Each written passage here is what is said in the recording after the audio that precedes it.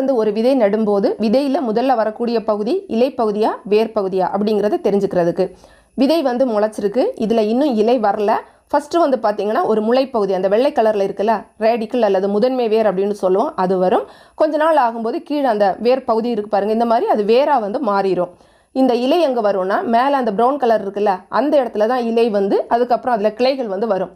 So நம்ம செடி வந்து வைக்கும்போது அந்த முளைப்பகுதியை மண்ணில் வச்சாதான் அது நம்மளுக்கு வேறாக வந்து செடி வந்து வளரும். இந்த வீடியோ இதுக்காகனா நம்ம சேனலில் பாதாம் வீடியோ போட்டிருந்தோம். அதில் பார்ட் 3 ஷார்ட்ஸில் வந்து நிறைய வியூஸ் போயிருந்து. கூடவே கமெண்ட்ஸில் வந்து பார்த்தீங்கன்னா என்ன கழுவி ஊற்றிருந்தாங்க.